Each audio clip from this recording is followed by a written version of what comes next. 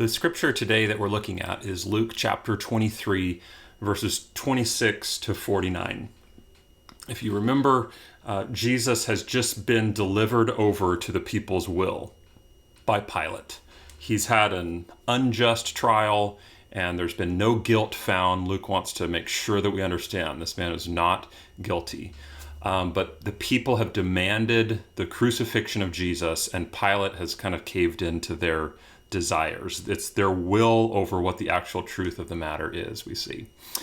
So just some notes on our passage today. I hope that you've had a chance to read this. I know it's a very familiar story, the crucifixion and death of Jesus, but I do want you to read it before I jump into some of these notes. So do that now if you haven't already. And the first thing I want to just focus on for a minute is what Jesus says to these women who are mourning and lamenting for Jesus. In verse 27 we read, "And there followed him a great multitude of people and of women who were mourning and lamenting for him. But turning to them, Jesus said, 'Daughters of Jerusalem, do not weep for me, but weep for yourselves and for your children. For behold, the days are coming when they will say, Blessed are the barren and the wombs of those that never bore and the breasts that never nursed. Then they will begin to say to the mountains, Fall on us, and to the hills, cover us. For if they do these things when the wood is green, what will happen when it is dry?'" Well, what's this occasion that Jesus is talking about that the women need to be lamenting over? What he's talking about is the time just 35, 40 years later when Jerusalem would be overtaken and destroyed. We've talked about this a number of times in the recent chapters where Jesus talks about this, predicts this event that is going to happen. And I don't know how much we've talked about why Jerusalem would be destroyed, but it was destroyed in 70 AD. Just 35, 40 years after Jesus was making these prophecies about it. The Old Testament prophets had also prophesied in some ways about it as well. Why was it destroyed? We've read several times about that. They're days of vengeance to fulfill all that is written. So it's just fulfilling prophecies that have been said. That's why, for one reason. There's a lot of talk though of Luke 21 says, "Alas for women who are pregnant and nursing infants in those days. There's going to be great distress on the earth and wrath against this people, against the Jews." Well, why? Why? I think a key passage comes in Luke chapter 19, verse 43, 44. Jesus, again, talking about this future day, future in his day to him, not to us, it's in the past. Verse 43, "For the days will come upon you," he's talking to people in Jerusalem, "when your enemies will set up a barricade around you and surround you and hem you in on every side and tear you down to the ground, you and your children with you."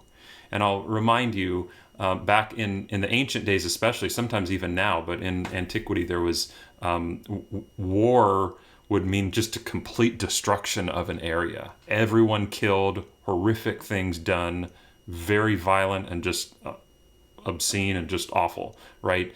And so he's saying that something of this magnitude is going to come upon you and your children.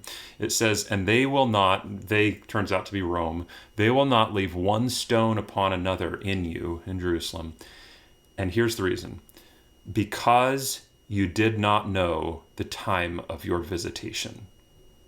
So Jerusalem, Judea, Jewish people, your Messiah has come, your long-awaited Messiah, and you didn't recognize when he came. And in fact, you're rejecting him. And so this destruction is going to come on Jerusalem because of their rejection and killing, really, of Jesus. This is the judgment that they will receive for that. And the women who are coming up to Jesus while he's headed to the cross or carrying the cross, they are so sad that Jesus is suffering, right? But Jesus knows what's much more sad than what he's experiencing, and that judgment is going to come upon unbelieving Israel. Jesus knows his glorious future, but this is a time of judgment, and so he's like, "Hey, you're missing it. You're crying for the wrong reason. You're crying for me, but you really should be crying for yourselves." So very interesting that Jesus is more concerned about them than he is about what's going on to him personally. And then there's that statement in verse 31. If they do these things when the wood is green, what will happen when it is dry? We had a discussion here in local church of Lenore City that was just like, well, what does that mean? There's a lot of different ways just to kind of take that, and to some extent, I think a lot of us are guessing. We get the general idea of, hey, something's happening right now that's not as bad as what's going to happen, the judgment that's going to happen later. I don't know exactly what he's saying here, if I'm honest. Maybe Jesus is saying, hey, while I'm still here, like before I'm crucified, before I die, there's still life, there's green in the wood. This is happening, like this judgment on me is coming. Well, think what's going to happen when people not only reject me now, but reject me after the resurrection. After I've shown myself as this Messiah, this authority, this one who has power over death. Like at that point, when you deny me, then it's like that wood is completely bone dry. Like the judgment's going to be severe because there's no life left if you can't acknowledge the post-resurrection Messiah. Maybe that's some of what's going on there. I can't say for sure. Kind of interesting language that Jesus uses. Something unique in the Gospel of Luke versus the other Gospels is the conversation with the criminals on the cross, specifically the one who asks Jesus about his kingdom. I really think it's a helpful, good passage because it's kind of a summary of the gospel itself. I'll explain that in just a moment. But first, we read from the one criminal, the first criminal, and others who weren't on crosses, saying things like, "Save yourself, Jesus. If you're so great, save yourself." The criminal on the cross says, "Jesus, save yourself and us." Like, if you're so powerful, then why don't you just save yourself and bring us down off the cross as well? And I think how we think about that statement is really important and what it tells us. Save yourself, Jesus, and us. Really critical the way that we think about that, because when it really boils down to it, Jesus can't save both himself and us. Jesus knows as he's hanging there on the cross, it's either one or the other. If Jesus saves himself, he could easily come down off that cross. He's raised people from the dead. He's healed people from all sorts of sicknesses. If he came down on that cross, then that criminal who said that to him is still going to die, whether on the cross or at another point in his life. Everybody's going to die, and they're going to die in their sin, and they would not be saved. So if Jesus chooses to save himself, all of the rest of the world dies in their sin and are not saved eternally. But it's only because Jesus doesn't come down off that cross, he doesn't save himself, that ultimately anybody else can be saved. So I think that's really critical part of our soteriology, or our understanding of theology of salvation.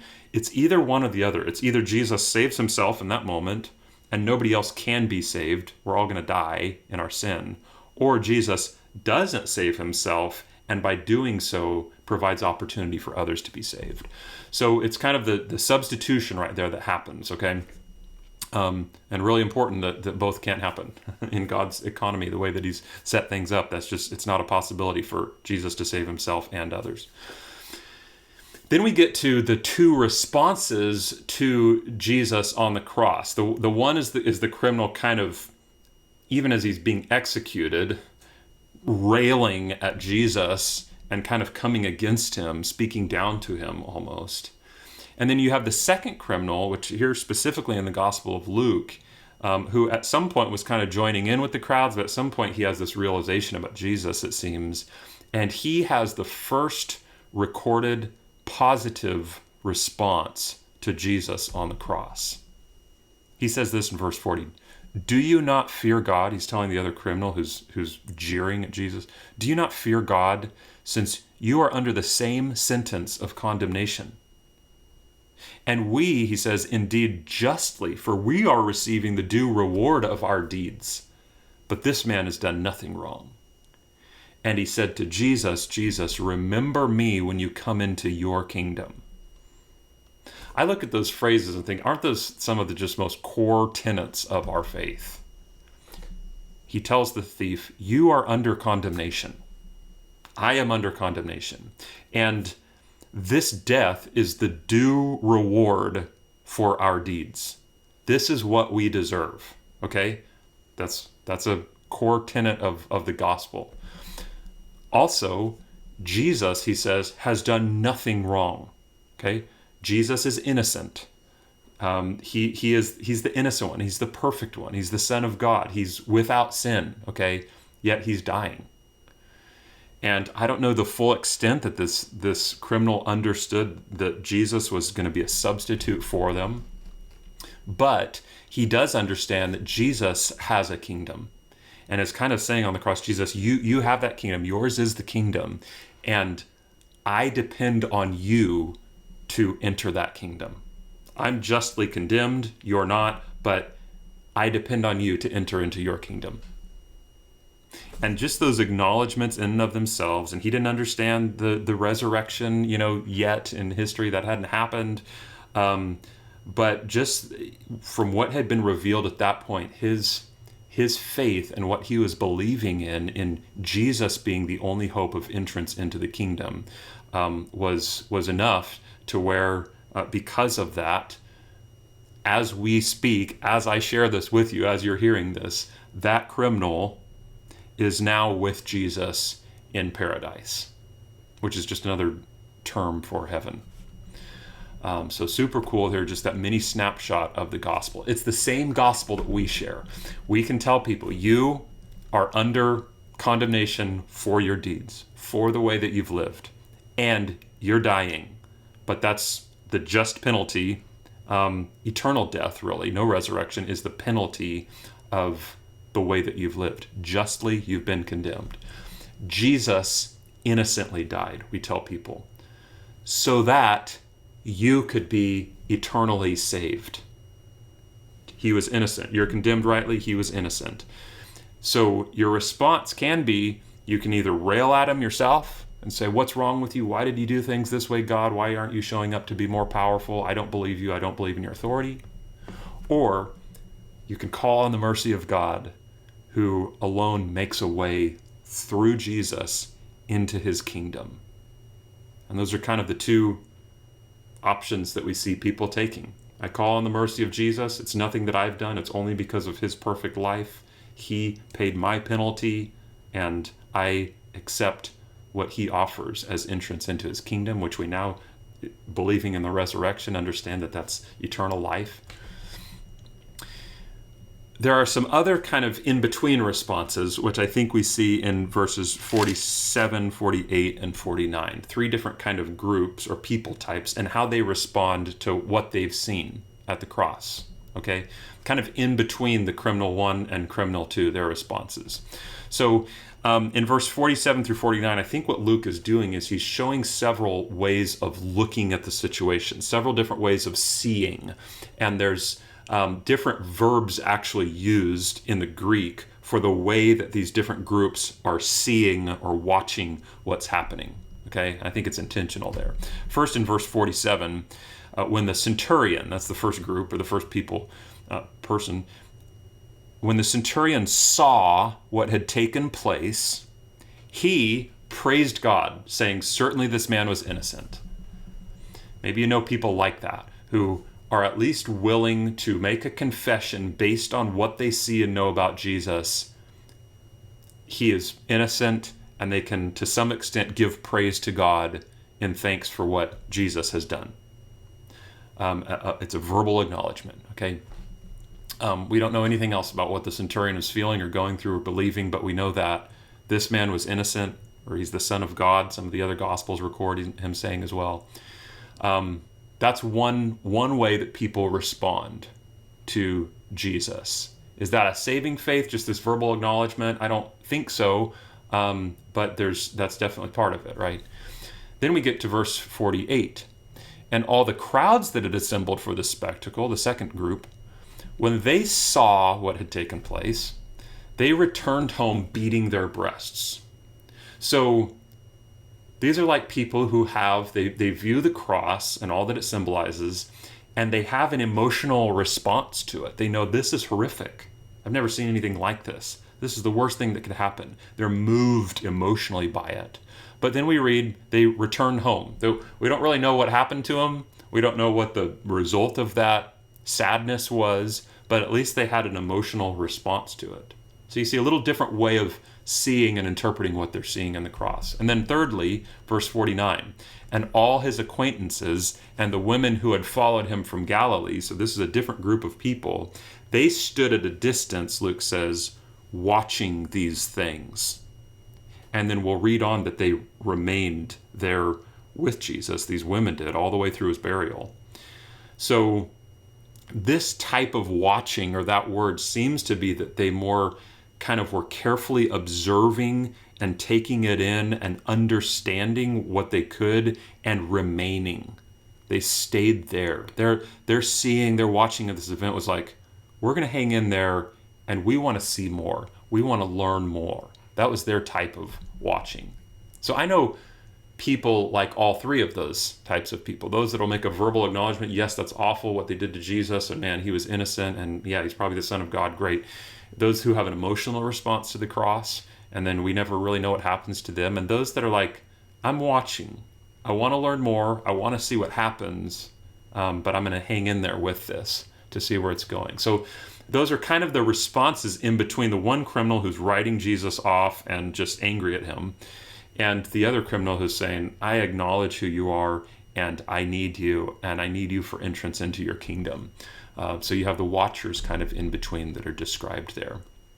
So what else is told to us about God? I think that Luke is continually emphasizing the innocence of Jesus. There's nothing wrong with him. He's innocent.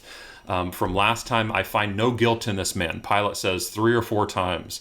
The criminal on the second criminal says, this man has done nothing wrong. The centurion says, surely this man is innocent. So very important that Luke wants to emphasize the innocence of Jesus. Another thing that I notice is Jesus is so others focused. Even in the agony of the cross, his thought is for other people. It's so beautiful and so contrary to if I was hanging on the cross, the things, or on my way to the cross, the things that I would probably be concerned about. To those women who are mourning around him, lamenting, he says, he has this very real personal conversation with them. Don't weep for me, weep for yourselves for what's coming. And then, of course, on that statement on the cross to the Father, he says, he's thinking about others, forgive them, for they don't know what they're doing. And then to the criminal, he's speaking to that one criminal and just having this real personal interaction. Today, you will be with me in paradise. Instead of just focusing on himself and his own suffering, and this isn't fair, or man, this is tormenting. Man, Jesus is so focused on other people. I love that about him, and it's so clear here in this passage. I mean, even having a conversation or being able to talk to somebody while you're suffocating to death is self-sacrificial that Jesus is doing, hanging there on the cross, saving other people while he is being himself killed. So, again, if I were to be saving the world, my focus might be a little different.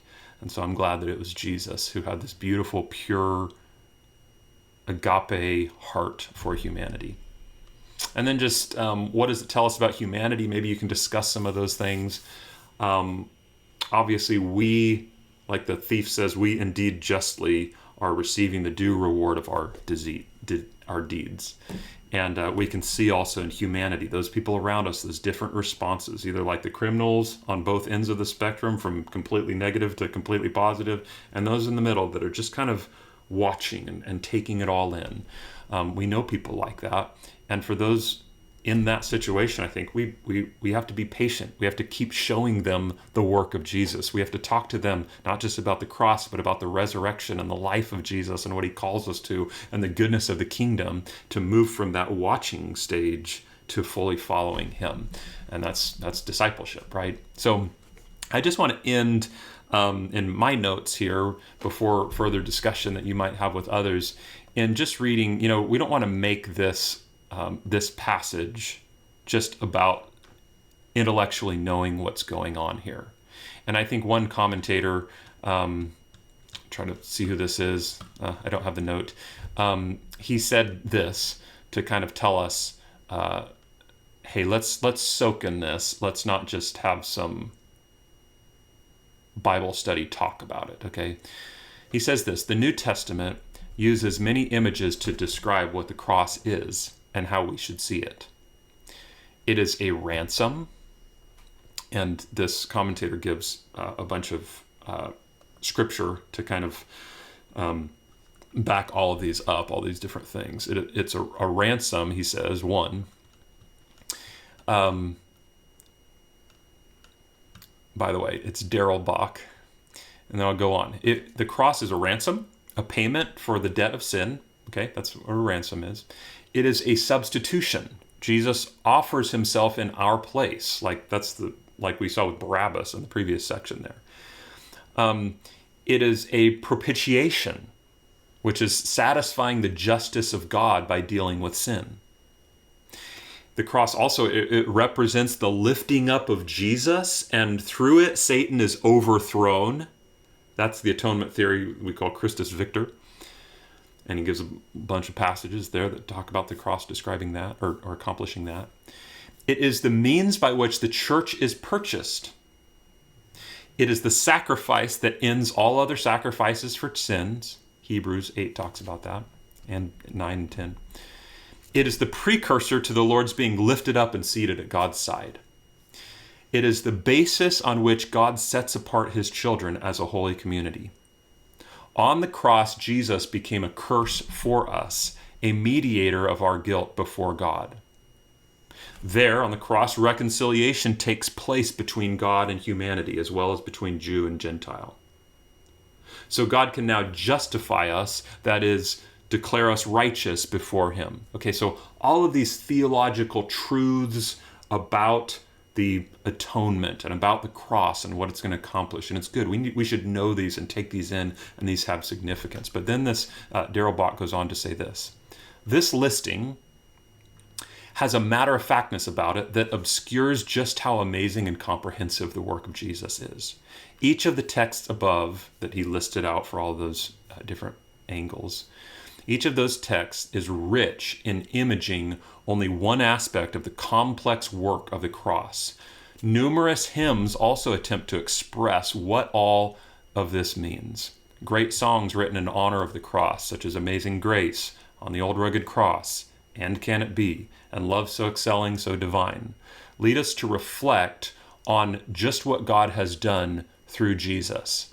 And then he says this: in fact, the cross probably should not be so much discussed theologically as meditated over and pondered. So I want to invite you to read the passage again. I know some of you've heard it 100 times. Read it again, and don't just soak and muse in the theological truths and some of the notes that you heard, but really meditate over it and ponder it. Have it affect you and your being. That's really where the cross hits us the most, not just theoretically what's it accomplishing, but how does that affect us? So I would invite you just to read it another time and ask yourself that question. Ask the Lord to search your heart. Lord, what does this mean to me personally? What have you done for me? What have you accomplished for me? And just soak in that before you maybe even have some further conversation about your application of this passage.